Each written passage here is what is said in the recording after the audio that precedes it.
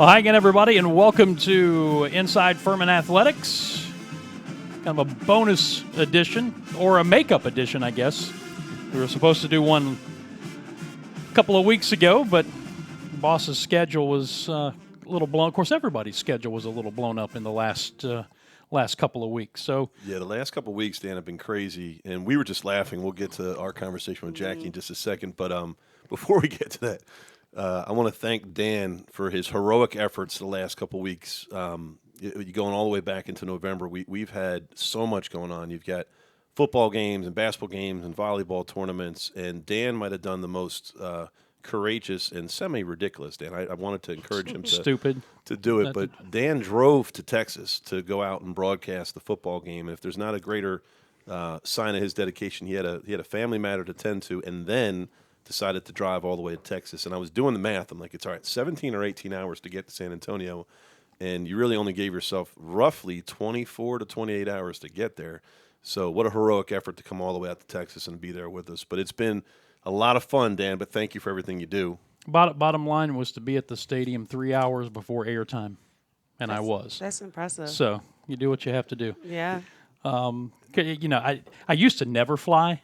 But I'm over that now. But my excuse, I followed my dad, who's been a pastor and a preacher for 50 years, and he's never flown in his life. And people ask him why, and he says the Bible says, "Lo, I'll be with you always." So not so much high. I kind of adopted that for a little while. The interpretation. Yeah, exactly. Yeah. But needed to take care of some family stuff with my wife, and thankfully she's doing well. So everything worked out except the final score. Yes, it was great. And we'll get a chance to talk more about football in just a minute. But I did want to welcome our special guest today and Coach Carson being here. And before we move forward, I did want to go backwards, and I wanted to congratulate Jackie. We've talked about this within our department, with our meetings, and she celebrated this with her team. But last year's run with your team was so much fun, and so everything came together perfectly. And I just referenced this. We just had a coaches meeting, and the best part of Jackie's season last year that may not have been seen was the development of the team from where she took them roughly around Christmas all the way through the conference championship game, the SoCon. Their level of development, she was taking a team that was younger but with some really strong pieces, and with Tierra Hodges as what would become the SoCon Player of the Year, that was a given. You had one really strong given. But the rest of the team, the development that you did with both you and your staff, I think was the best job that I saw all last year when it came to the coaching amongst our department. But you want to talk about last year and what that meant to you? And It's wild because last year was super special. The culture, just the camaraderie, the feel, everything around our team was super special. And as coaches, we've all, this is year 13, but we've all had those seasons where we're like, gosh, this is not what I signed up for. But last year was exactly, from a coaching perspective, what I signed up for, why I got into coaching. That year, this year.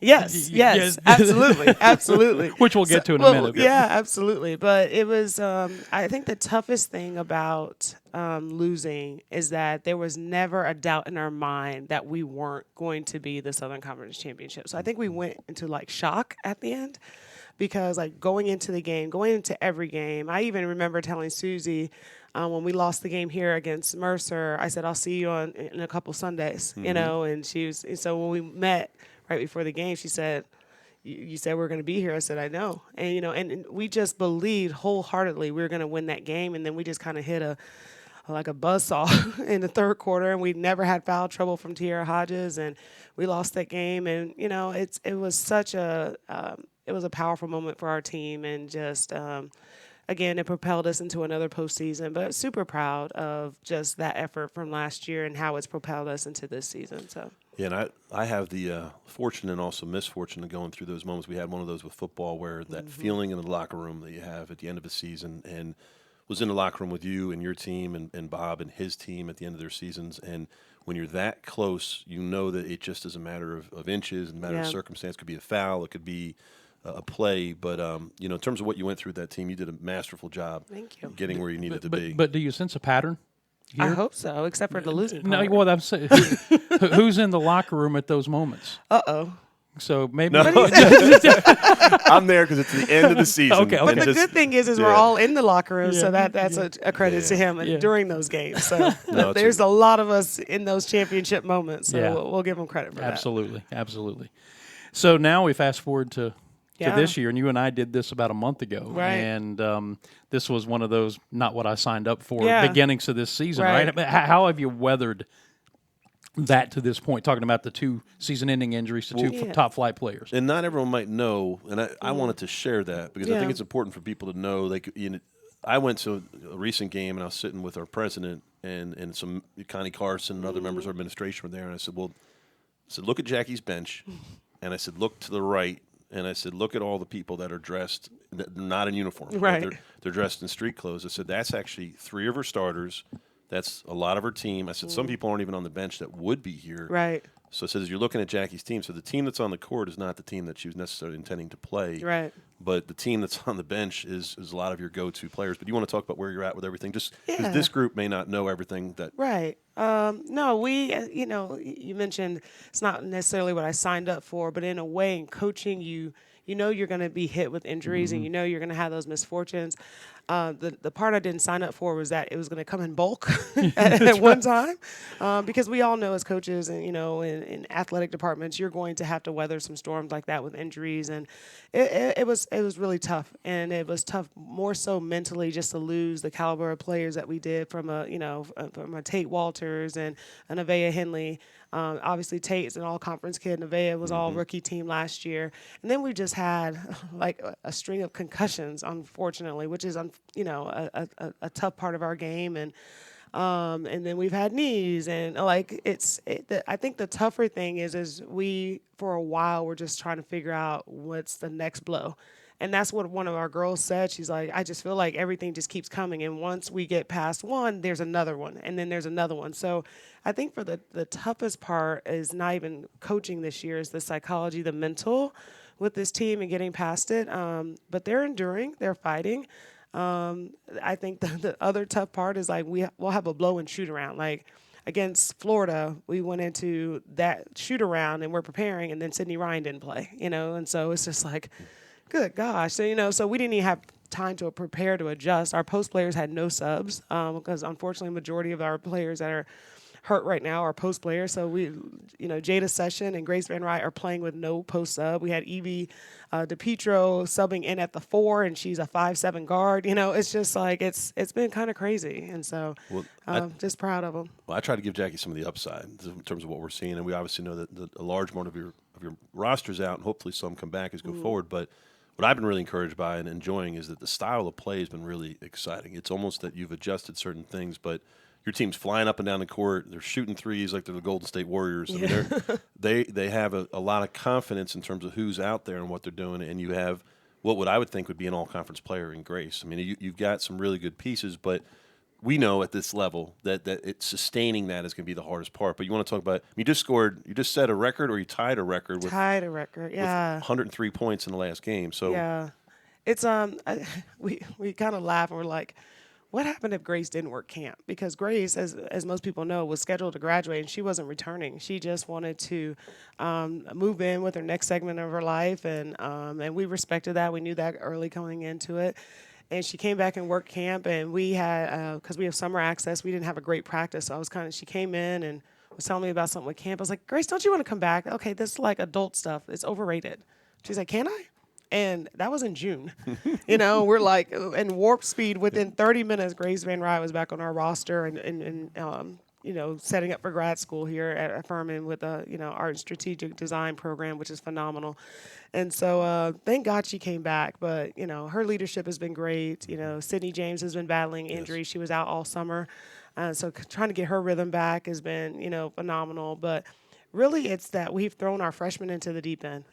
We have literally said, learn to swim at this level, figure it out, and they've been tremendous. So we've gotten one Player of the Week accolade already, and that was Sydney Ryan the first week, and that's one freshman. And Jalen Acker is leading us in score right now. And as Jason alluded to, our freshmen are tremendous shooters. People have seen what Ella Riggs is doing and capable of, and we just literally thrown them into the deep end and say, hey, you got to learn how to play Division I basketball really quick. So let me throw this at you. There's an old saying, which I believe is true, is that adversity doesn't build character, it reveals it. Yes. So what's been revealed about the character of your team? Well, you know what? I think it's still developing, to be honest, because it's again, the mental part of the rough patch that we went through. That was hard. That was the most difficult thing to manage. It's not the X's and O's. It's not the basketball. It's like we are watching daily videos of how to endure and how to survive adversity. But it's starting to reveal itself. Like, we're getting through the tough patch. We're not believing that something bad is going to happen.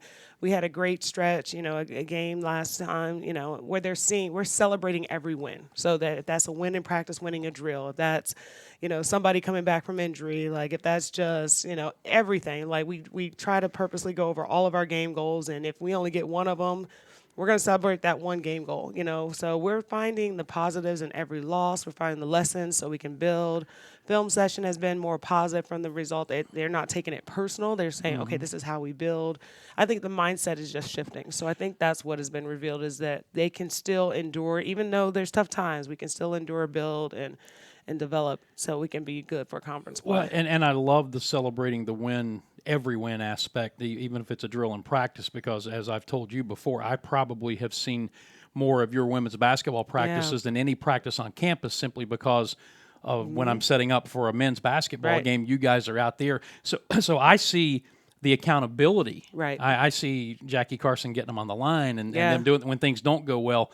But you also have to reward them. Yeah, so celebrating the wins, whatever it is, especially in this situation, is important. Yeah, well, Jason alluded to it in our head coaches meeting. The student athlete is different this year, and we have learned that you have to sandwich a lot of what they think is criticism, we think is coaching. You have to say, good, whatever needs to be fixed, and then good. You have to sandwich it, and you have to make it a positive environment. So as much as we're trying to improve, we have to make it as much of a positive environment as possible.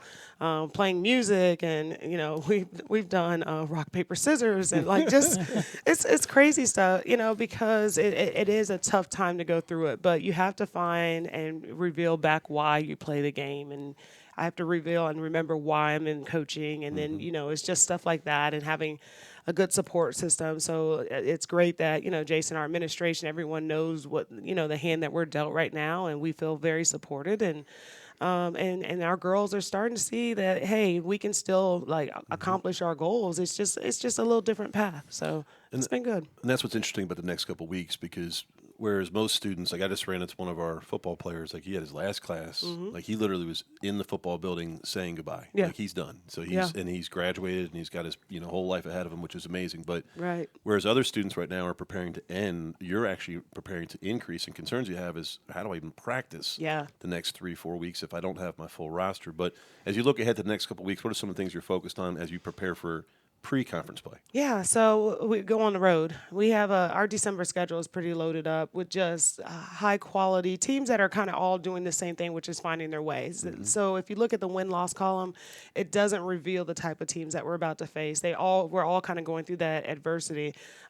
We play Asheville Wednesday night, and they just play hard, and they can kind of shelter in 5 more kids where, our bench is not very deep right now. And as Jason alluded to, we're just sometimes having trouble practicing with 10. And so our practice players have been outstanding for us. We were able to have a good practice yesterday because we had 5 practice guys out there, but they're about to go for break, so we're going to have to find some creative ways as a coaching staff. And we've gotten out there a little bit. I designated myself as a set shooter on our Florida swing. I got back out there in the post, and I was just being a little bit creative. But Coach P is out there. Coach Amber is the youngest, so we definitely stick her out there. Coach Ashley's not I've doing seen it. Pierre. He still hasn't met a shot that he doesn't like. No. And he's gonna try to cross him up a little bit and that kind of stuff. But I make him a post. So he was a point guard in college, but I make him a post. I was like, you get down in the post. Well, he's like a lot of us. He has evolved. He has evolved. Yes, we all have evolved. Yes. So he is not quite the same like all of us. But it's just finding creative ways to be able to practice, and so that's the big thing, is how do we keep our kids in shape, but also make sure we don't run them into the ground, and then get them prepared for teams like Asheville that are really good in transition, that are going to run a good bit. So that prepared balance with in shape, balance with we don't have a lot of people. Well, I got something I fun. want to ask Jackie too, which is a little bit off the topic of basketball. So one of the things the public might not know is that Jackie has a really strong leadership role within the NCAA, within women's basketball. I mean, I think most people that know you know this, but one of the things that you're doing, you have a call today, which is why we moved up this podcast. You're involved in a lot of the decision making and where this is going. You know, the future of college athletics, and it's been a point that almost every time we've had an 80s podcast, we try to share a little bit more information about what we know about where this is headed. But from your perspective, what do you think some of the things that the public should be thinking about, or fan base should be thinking about with regards to where is this all headed with this NCAA Transformation Committee and different things you've been part of in terms of your process, what you've seen along that? Yeah, it's a lot of change. It's a lot of change that's going to benefit a little bit more freedom, freedom for the student athlete, freedom for coaches and coaching staff. A lot of change that's probably going to be a lot of money. And so, you know, we will continue to rely on our fan bases to help supplement and keep our programs successful, because it's going to be increased coaching staff position, increased benefits that we can give our, you know, student athletes. And this is across all sports. So it's not just basketball. Basketball and football kind of get hit a little bit more. It's been a lot of conversations about, you know, can you redshirt a basketball student athlete? Like currently football has a rule that you can play up to about 4 games. And then you can still redshirt that year, where they're having those conversations in basketball. Should you give them up to 6 games before, you know, and then they can choose the redshirt. But it's a lot of freedom that's opening up, you know. So, you know, anyone who saw the NCAA manual, it used to be thick and just, and a lot of rules were pointless, you know, like, you know, silly rules. I think like we have to wear a certain color headband or something like there's just stuff that's just going to start disappearing because it really have no relevance. It's just a rule to have a rule. But you know, Greg Sankey, who's the commissioner of the SEC, and he's in charge of the transformation committee, there's a lot of work that's probably going to come out of the January NCAA meetings that's going to open up a good bit. It's going to be a lot of change for just college athletics in general.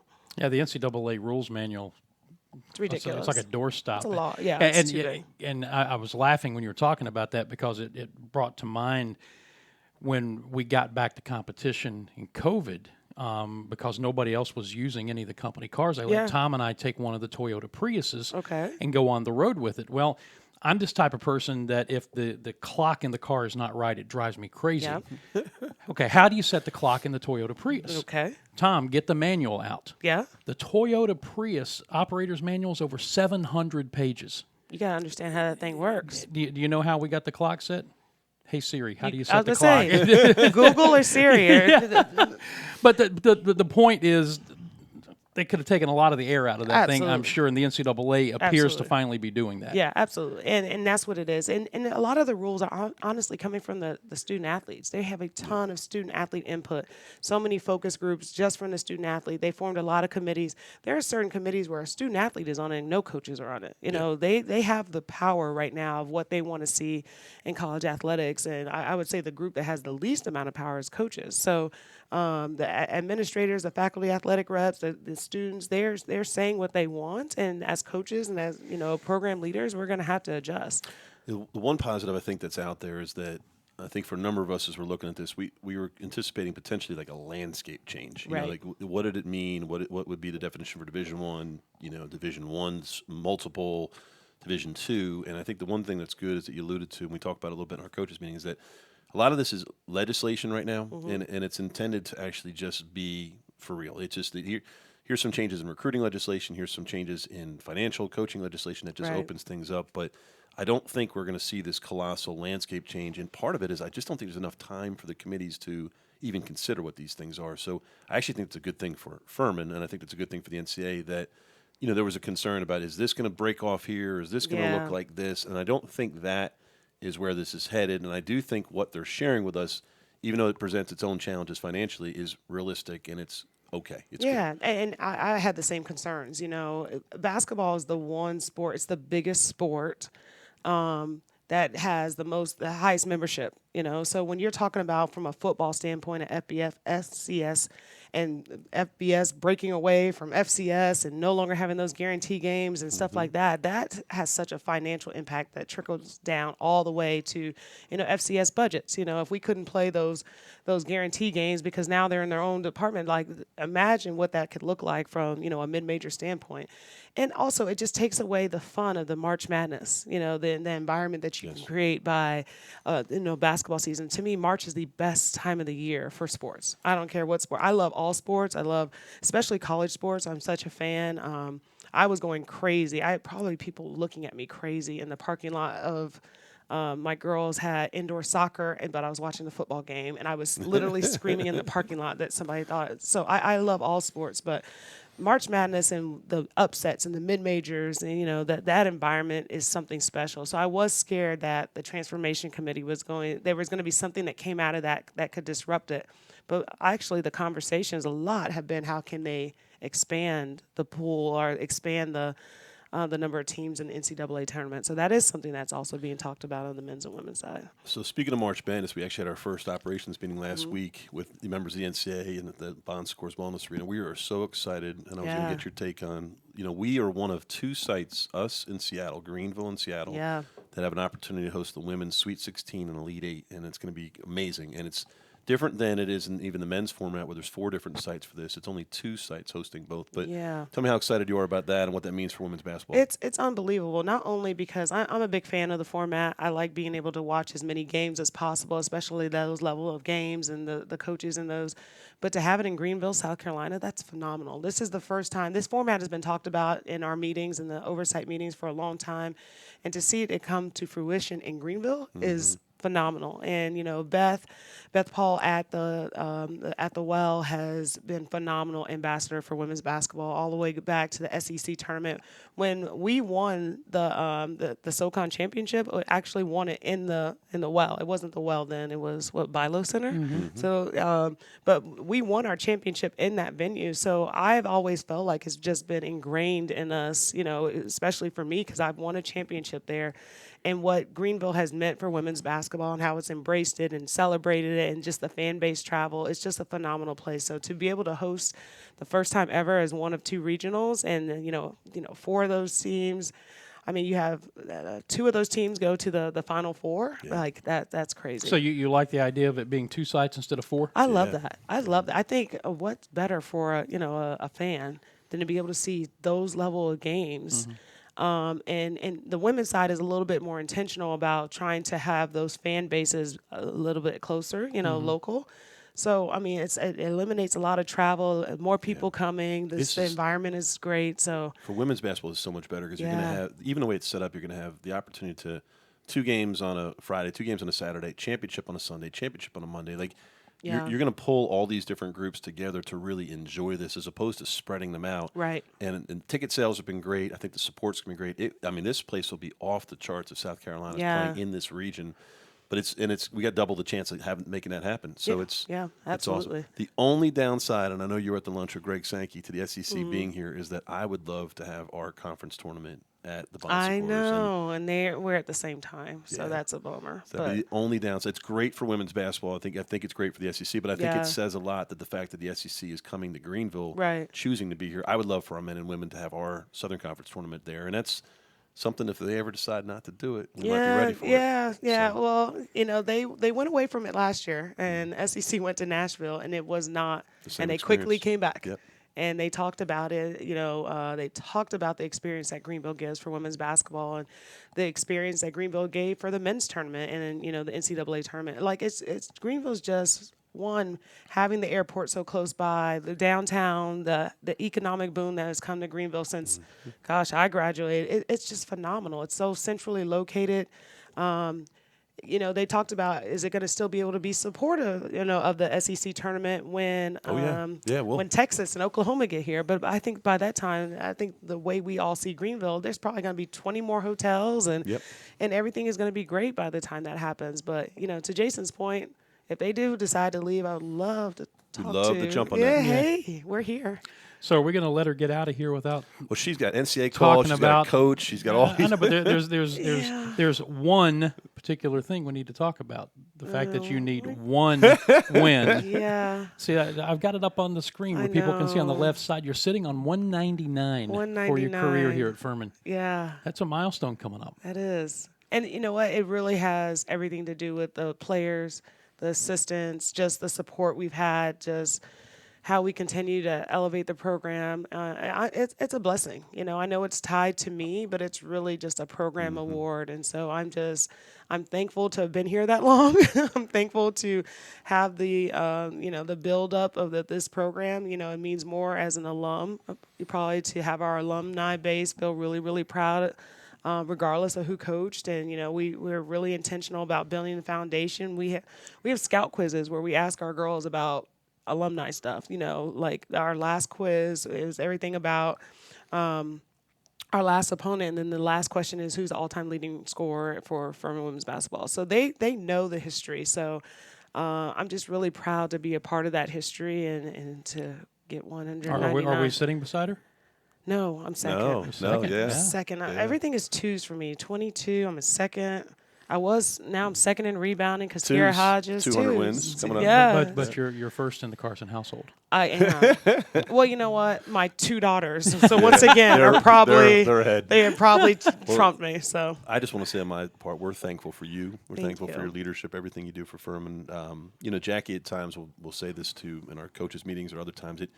It means more when you've played here. This has been your school. It's been your alma mater. We have a number of coaches that have done that, have come back, and I know it's not just a job or a career. It's a labor of love that you do it. I'm also really excited about where things are headed. Yeah. You know, part of our goal here is to elevate basketball, period. You know, how we go through this process. And I think we look at the improvements we're able to make with regards to your program, your operations, your staff, your locker rooms, the facilities, the Furman basketball is rising, and I also am excited that you're beginning to be able to position your program in a place in the conference that will allow you to be at the top of the conference in terms of where you want it to be and where you expect it to be. And we spend time each year trying to figure out what those things are and following Jackie's lead. And there's a plan, and it's coming. And I know that it feels like a speed bump with the injuries this year, because I think if the injuries aren't there, to your credit, preseason number 2, preseason number 3, and you're doing all the right things to get there, and it's just a matter of time before it gets to where you want it to be. But I just want to congratulate you because the trajectory is really good. Yeah, absolutely. And again, it's thanks to, you know, Dr. Davis, who's at our games, and Charles, and our administration, who's front and center. And it's really fun to see them, you know, when we're watching film and to see the cameras right on them and see them, you know, doing the three. Like, we just have an unbelievable support, and our locker room is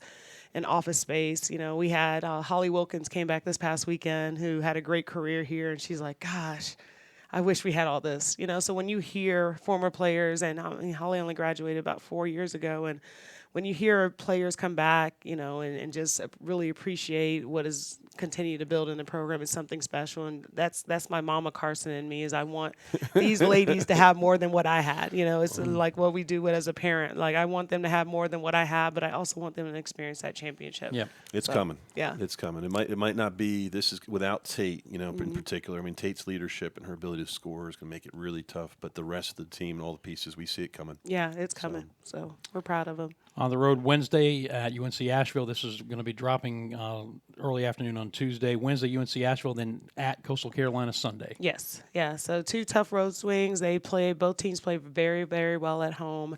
The one tomorrow at Wednesday is actually a doubleheader. We're the second game of the doubleheader, so great support there. We're going to make Janet Cohn really uncomfortable. Yeah. And it's actually her birthday tomorrow, too. Oh, so great. it's going to be a very interesting nice. day That's for her, awesome. you know, because she's a Furman women's basketball alum, but also leading the athletic program there. And so we're going to make her very uncomfortable. And then, like I said, Coastal is playing with a lot of energy. They have a new coach. And so it's going to be a tough swing, and then we get to come back to Timmins, so I'm excited about that. But it's also our girls having to balance. It's exam week. Exam week. And Yeah, that's so that's a stressful. tough week for a Furman student athlete, and that's what Yes. makes a Furman student athlete so special, because, you know, a lot of the fans don't know what they're doing with their exam schedule and the labor they have to put into being really excellent student athletes. So And the fact that the way Furman does it, it actually, from a student standpoint, fouls up 2 weeks because Yes, it runs Wednesday absolutely. to Wednesday instead Absolutely. of Monday to Friday. Absolutely. So, I think it's how our student athletes manage it. I think it's how our coaches and our administration manage it. Like, these young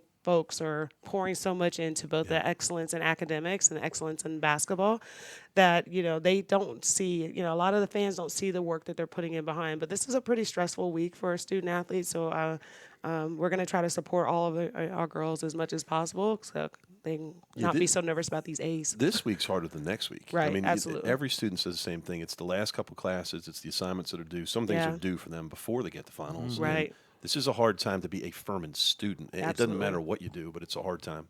Yep. Go forth and de-stress. Yes. How about that? Yes, absolutely. Thank you, Jackie. No, Thank you. Thank y'all. Thanks for having me. That is Jackie Carson. We'll do a little transition here, as we always do. Remind you again, the women's basketball team is on the road on Wednesday night in Asheville, so that's a short drive for some of our fans.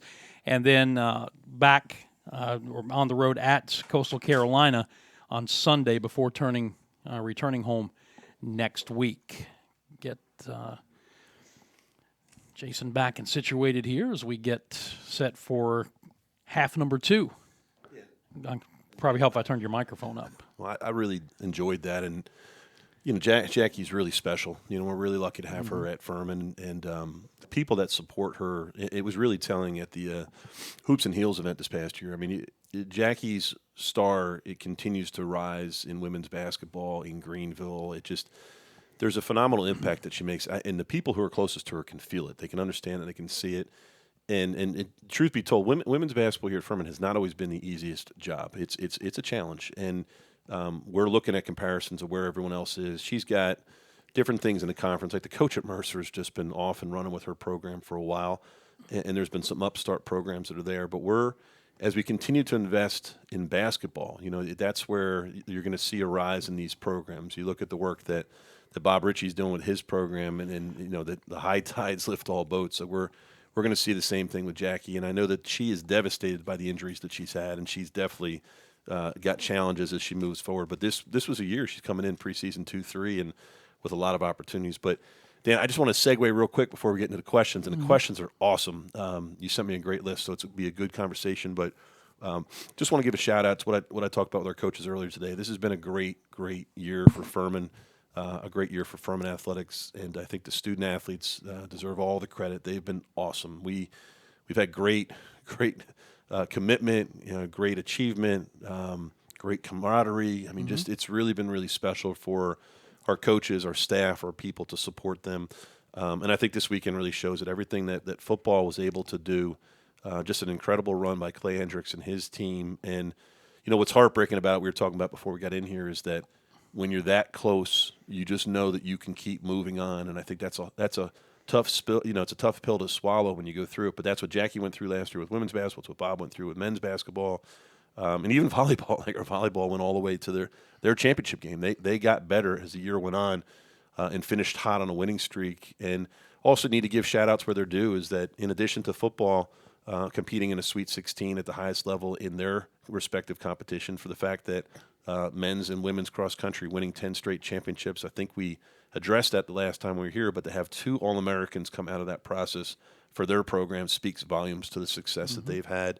And then in a big picture on a national stage for soccer, like Saturday was one of those days you're waking up, you're watching Walker Zimmerman, Furman alum, Furman donor, just totally committed, competing on a national stage with USA Soccer, with Clint Dempsey, another one of Doug Allison's celebrated athletes as the broadcaster, the lead broadcaster, for everything that they're doing, going right from that to watching a men's basketball game and success that they're having on the court, and them getting a key win at home as a part of their homestand, and then going on to a great experience at San Antonio. And I think that the thing that most people were blown away by in San Antonio was the level of support. How many Furman family, how many Furman fans, how many Furman people meant the world to us, that our president Elizabeth Davis and Charles made the trip, and trustees made the trip, and just a lot of fun. You made the trip and your team. And well, and you could tell that we have 10 players from Texas on the roster because they had a lot of friends and family in attendance who had not been able to see them play live because of they're halfway across the country. So, I mean, it was an incredible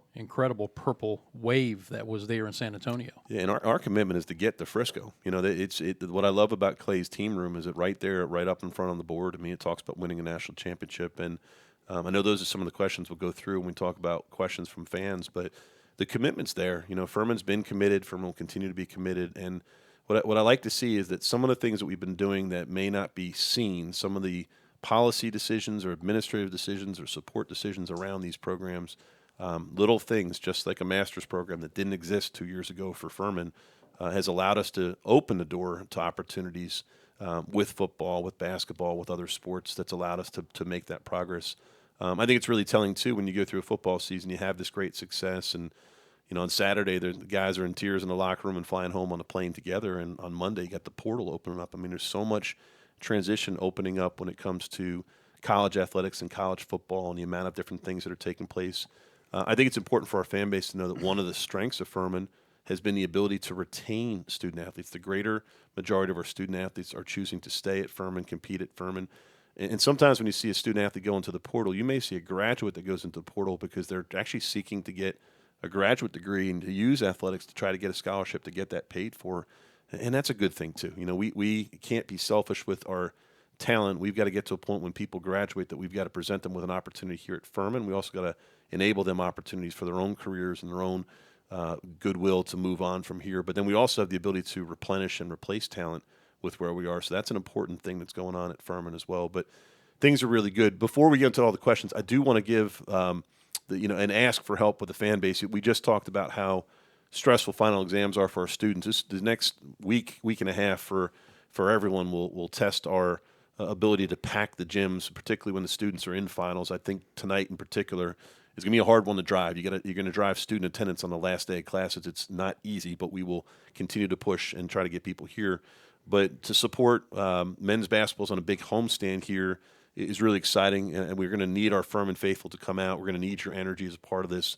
We're going to encourage you to be as much a part of this as you can be. We are looking forward to heading up to NC State next Tuesday also. Is a great opportunity for this program to play at an ACC environment and to get that experience, so the team is looking forward to that.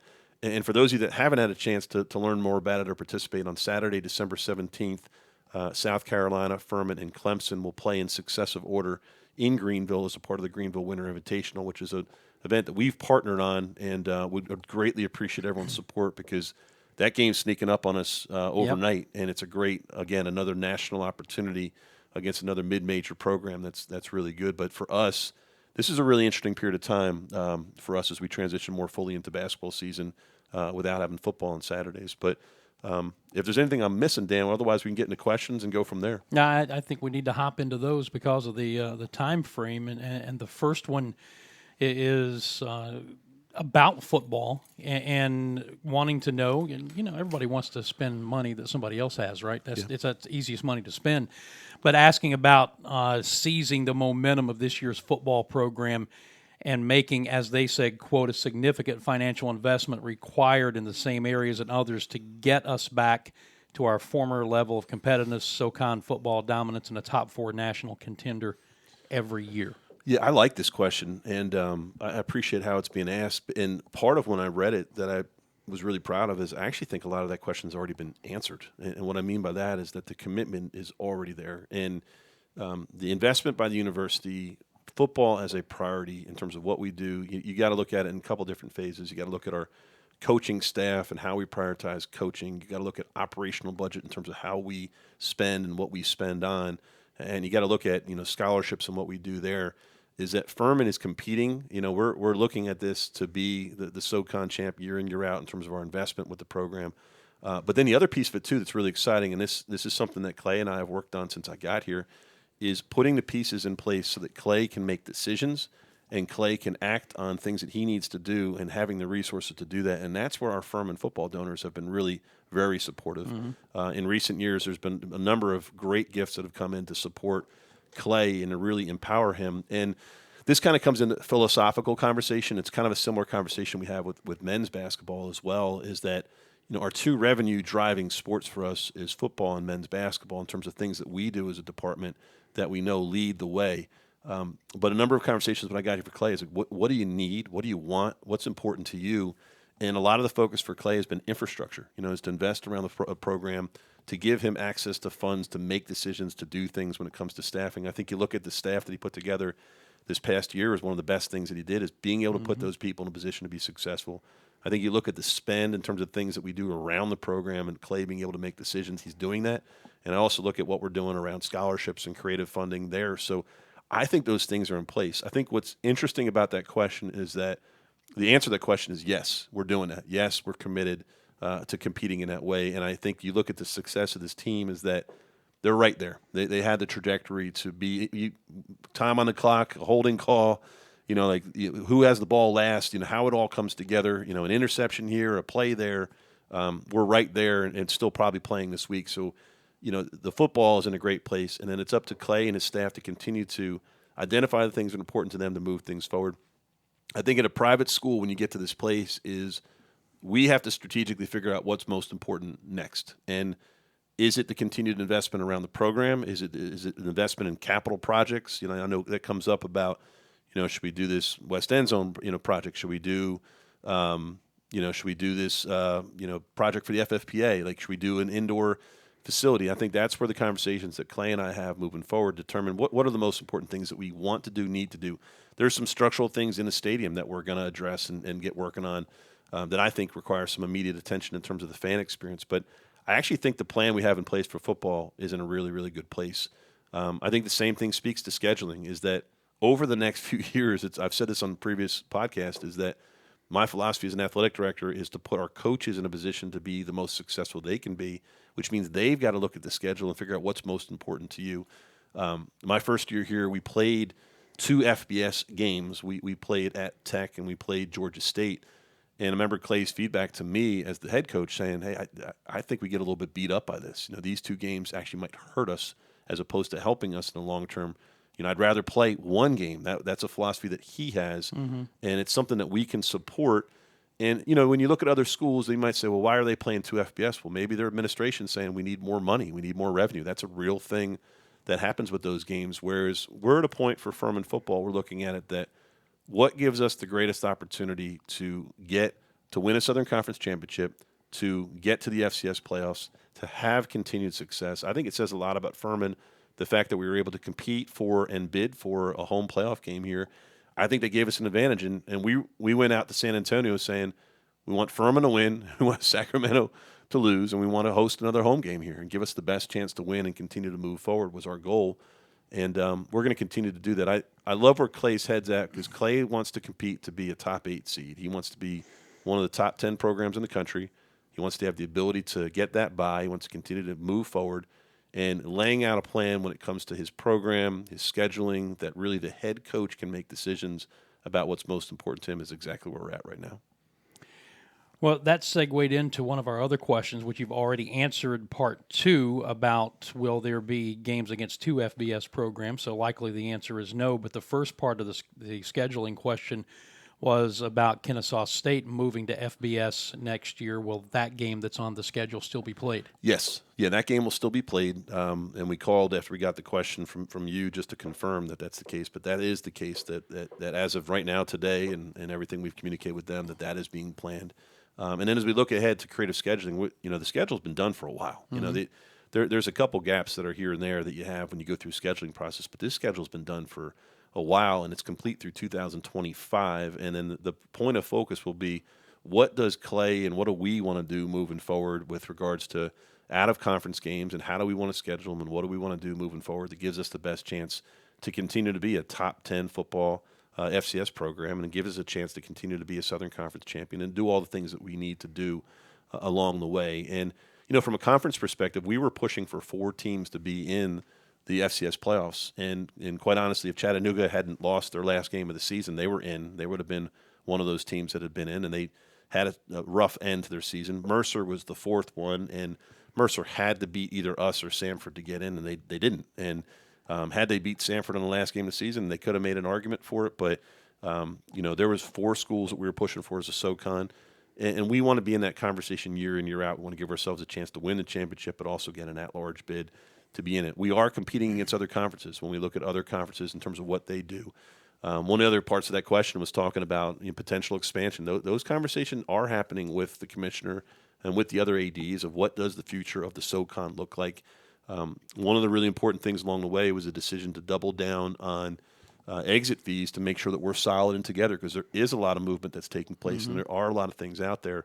But there are 1 or 2 schools out there that we quickly say yes, that'd be a good fit for us in terms of what we're doing. But I will tell you that one of the most important things, Dan, is that we got to keep focusing on Furman. There's going to be a lot of moving parts over the next several years, and we've got to continue to position our institution, our conference, our needs and desires in terms of how we look at those things. And we got to be a little bit selfish. As we go into the conversation with the league, we got to make sure the composition of the conference fits us in terms of who we are.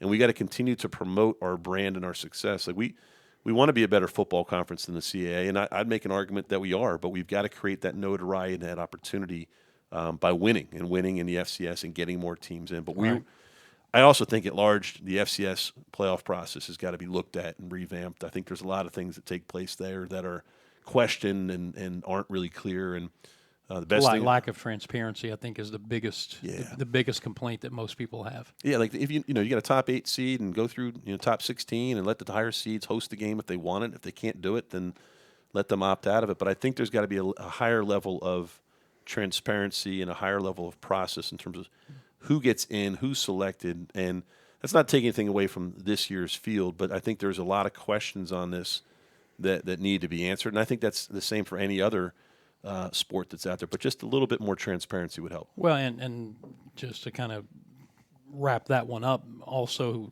who's doing the selecting? Yes. And what is their football acumen? Yes. What's the committee makeup? That's something that has been questioned as well. Yeah. And I'm proud to be a part of the member of the regional advisory committee that gives our process to that national committee and colleagues that work on that national committee to give them that input. And we're expected to be experts in the regional advisory committee on our conference. We've got to look at who we are and what we're doing. We got to be experts on how our teams in our conference are playing, and we got to look at our peers and get that analysis. So I do think there's a degree of that's taking place over the course of the season that's out there. But when it gets to the highest level of the committee, I think it's got to be, to your point, a higher level of transparency and a higher level of understanding. And basketball's had the same conversations. Like, what is dictating decision making? Is it the net? It used to be RPI. What are these things when you get down to a selection process for both the NCAA and the NIT for at large? What are dictating those decisions and opportunities? I'd make the same argument last year. I thought we were good enough to be an NIT team for men's basketball last year. And then you look at circumstances around it. Our net score was higher than schools that got in under us. You had different leverage that was there, and I knew that was a frustration both for our coaches and our fan base. I felt the same way. It's not clear and it's not transparent. So if you're going to be metrics, then make it the metrics and make sure we emphasize that. If it's going to be something else, it's going to be subjective. We got to be subjective with some more transparency. So hopefully out of this process, there'll be a degree more of transparency in it. Including the ability to host. I mean, we were aggressive about wanting to host. We wanted to host. We wanted to help our team advance. But some of the other schools that didn't get it, they're like, what more do we need to be doing? What level do we need to be at? And that's not clear. That's something we want to make sure is more transparent in the future. Next question, and I'll summarize, is basically wanting to know if you and President Davis are having any conversations about starting to increase student enrollment, with the idea being that it will more students maybe putting Furman on bigger footing as far as what we're doing regionally, nationally, whatever the case may be. Yeah, the answer is absolutely. and this is the greater thing. And Dan, you've probably heard me talk about this in department meetings in terms of what we're trying to do, is that we've got to look at our athletic department as an asset to Furman University in terms of the things that we do on behalf of the university and the impact that we have. And when we look at strategic points of investment, at the end of the day, if our athletic department can help the university raise its profile in certain areas, one of which would be applications, admissions, to have a greater profile. It's not lost to me that with men's basketball having not been in the NCAA tournament for 43 years, that Furman hasn't had this cycle where all of a sudden it's had this incredible spike in exposure that comes out of exposure through national tournament, through basketball. That's where an investment in basketball is worth it, where there's an opportunity for greater exposure and notoriety. I'd make an argument that a number of the newsworthy things that happen at Furman, I'd make an argument that the greater percentage of them are athletic-driven, that the athletic department leads the way in terms of exposure, and then that leads to greater news and exposure for the institution as a whole. I'd also make the argument that the greater your exposure is and the more people are applying to your school, the more profitable you can be with regards to revenue in terms of net tuition and in terms of students that are going to attend and all the different things. And you can make an argument that all of those different metrics will also impact your academic standing, that you're going to get greater notoriety and great press for it. And part of what my role has been to educate our leadership, our board, our donors, our base about what is the impact of athletics and what is a successful ROI. And we use case studies to show this, and we look at other institutions that have had success in athletics and to show where this boom is. And this isn't the Flutie effect. I mean, the Flutie effect that took place in the 80s is a totally different thing that's tied to a growth in TV and moments and around football. This is a strategic investment around institutional strategy that should play into these things. And the Greenville TV market and the growth of Greenville is something that we need to be tied to. So the more often that we're tied to the success of Greenville, and that's why we support these national events that we have with basketball. That's why we're a part of the NCAA tournament. That's why we're doing all these things in terms of the growth of Greenville. And guys, we're just getting started. Like this isn't a finished product. Like I know one of the other questions this dovetails into is, can we be doing more in Greenville news? You know, can we be doing more with WYYF? And the answer is yes. There's so much more that we can be doing, and this is a part of the process of identifying what are the things that we need to take care of now, what are the things we need to grow into. I have this question, this conversation about the news, the Greenville news comes up a lot, particularly with our older Greenville alumni. And I can identify with it because as a young person, the first thing I did, and I'm sure you were the same way, is that, you know, as soon as that newspaper got home or you got home from school or you, whatever it was, that the first thing you did was you looked in newsprint and looked at the newspaper and you got all your statistics and transactions and stories and all the things you wanted about the news. Well, the news industry has totally changed, and part of us is we got to educate the public around what is the Greenville news. Well, the Greenville news that they grew up with versus the Greenville today as a Garnet property, the Garnet property is a USA Today model. It's all about hits. It's all about how many times somebody is going to be on a website and looking at it. So what they do is they take mass news and they try to take news at mass, regardless of region, and try to see how many people are going to follow this. And they've got a big board in their office that just shows what are the number of times that people are clicking. It's clickbait to see what that is. The only way for us to get more exposure with the Greenville news is for us to be better, and to be better on a national platform and continue to grow.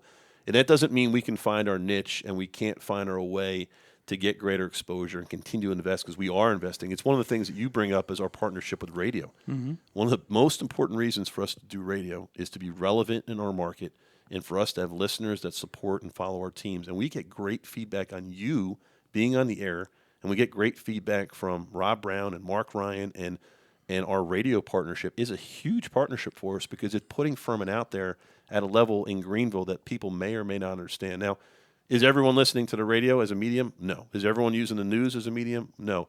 Is everyone watching TV as a medium? It's a strategy across the board that we've got to continue to grow and invest in. And you know, there's something our president says all the time, like, what does success look like? Well, part of what does success look like is when we become a consistent part of the theme of the news, when we become a consistent part of the TV broadcasts that come out. And this is a part where we are competing against a Clemson in our market. This is a part where we've got to be realistic about who we are and what we're doing and figure out how to take pieces away. And for me, it's a lot like when I was in Philadelphia. Like, when you're in Philadelphia, no one was bigger than the Philadelphia Eagles. No one. And that's kind of what Clemson football is right now. Like they've got that lion's share of the marketplace. And it was so big that the Eagles were greater than the Sixers and the Flyers and the Phillies, unless the Phillies were in the World Series. And you got to know where you are, and you got to carve out your niche in terms of who we are. And this is where we got to carve out for Furman of who we are, and what we're growing into.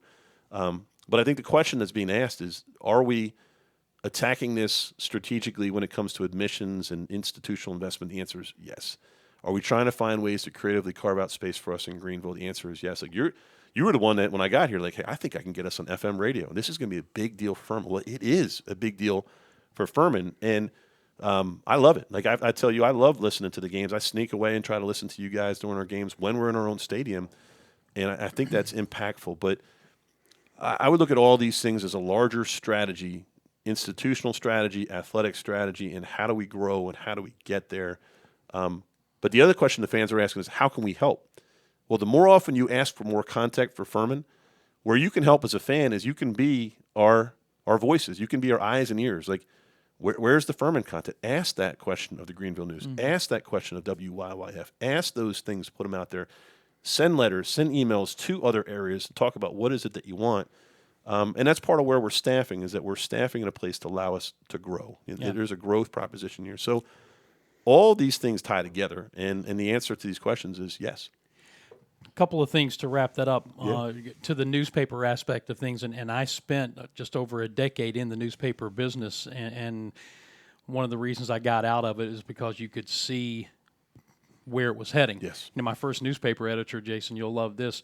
He once told me, he said, never get into an argument with a man who buys his ink by the barrel and his paper by the ton. Yeah. Because he's always going to have the last word.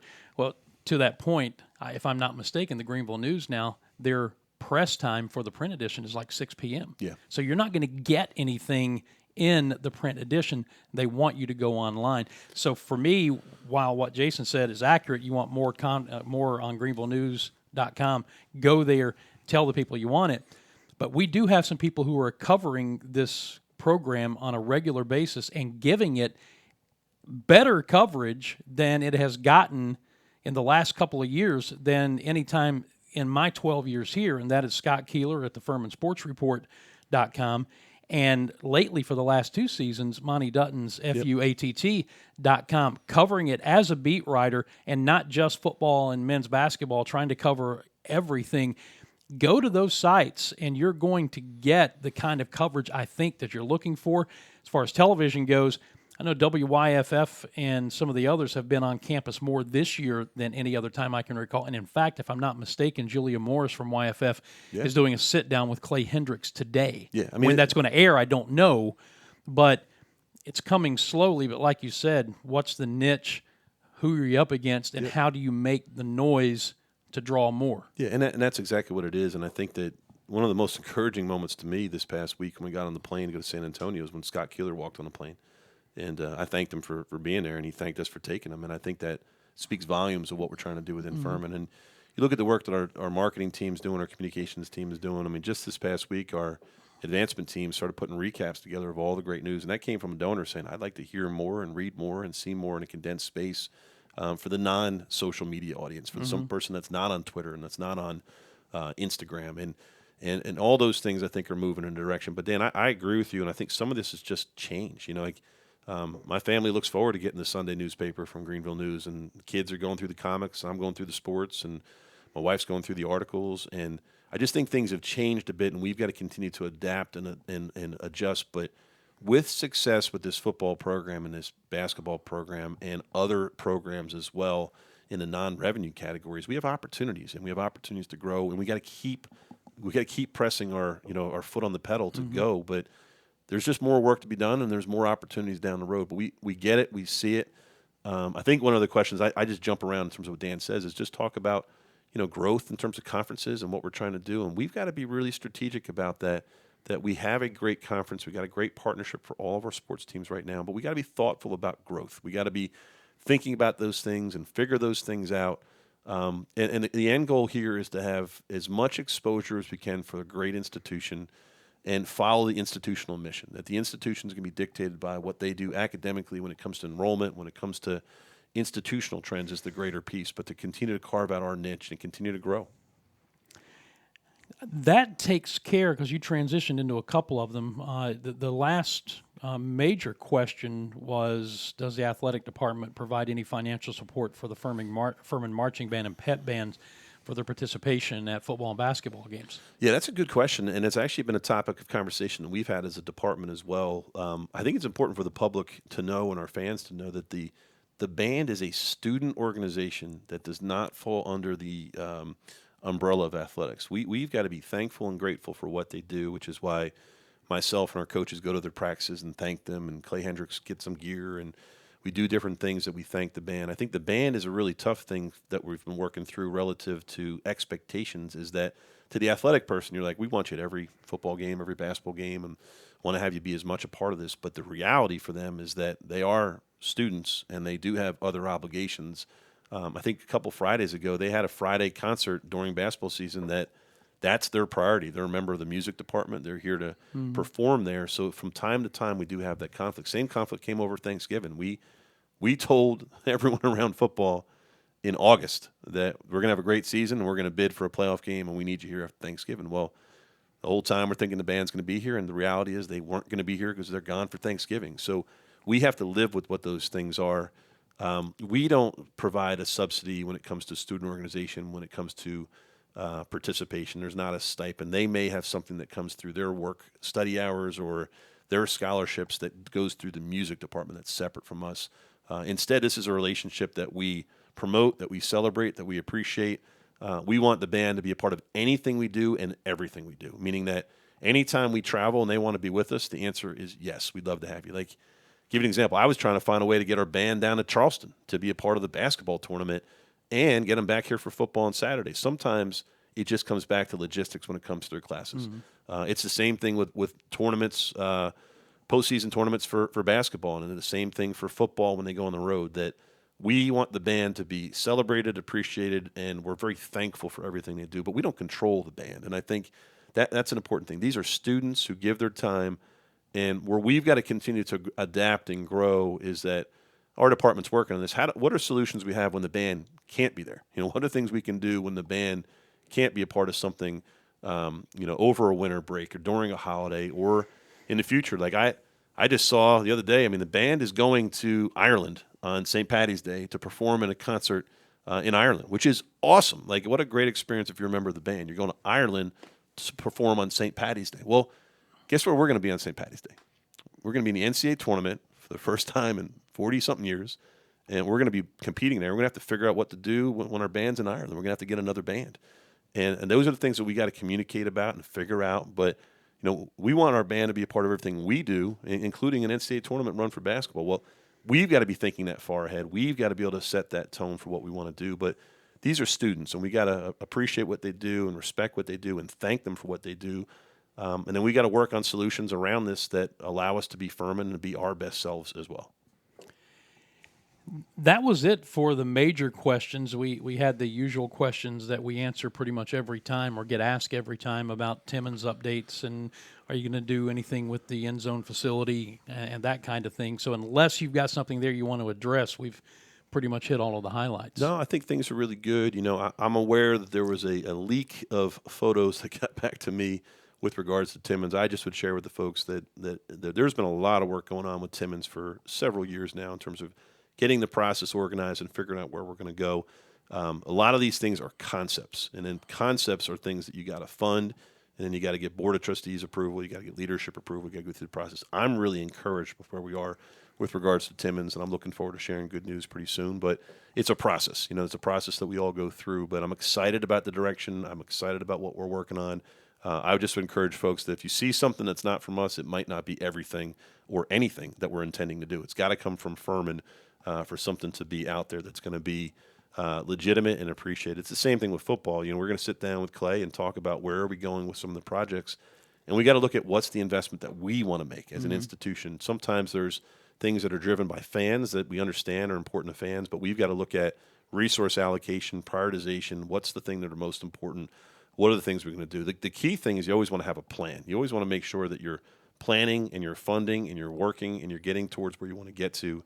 And for me, I look at it, are we being supported in these things? I feel great about where we're at. I feel really good about where we are with our leadership, where we are with our trustees, where we are with our donors, where with our fan base. The only thing we'd ask more is we got to get more fans out during basketball season to support this great team, both of them, the men and the women, and to give them a great chance to be successful as we head into our spring sports. But want to be thankful. We wish everyone happy holidays, and I hope everyone has a chance to enjoy, and we're thankful for all the blessings during this time, Dan, as I know you are, but the gifts of life and faith and family and all the great things that come with it, our health. But this has been a great year for our Furman family. We're greatly appreciative. Love our student athletes, our coaches, and where we're positioned. across the board, and there's a lot of great stuff to come in 2023. Yeah, and I would say take a breath and get ready, but, we've got basketball tonight, basketball on Saturday, basketball on Tuesday, basketball on Saturday. The time marches on. There's no rest for the weary, No, Dan. it's no fun. Rest for the weary. It's what we signed up for. Hope you enjoyed this edition of Inside Furman Athletics and our chance to chat with Jason Donnelly. We do it monthly during the season. Did not get it in November, which is why we're doing this. We won't do another one of these until sometime in January, as we, with everybody getting out of town or off campus, we'll be doing it in January. But looking forward to getting back. And as Jason said, hope you have a Merry Christmas. Take some time and unwind, relax, unplug, and go Dins. Do some basketball tonight against High Point here at Timmons Arena. Until then, for Jason Donnelly, Jackie Carson, I'm Dan Scott, as always, saying God bless you, and so long, everybody.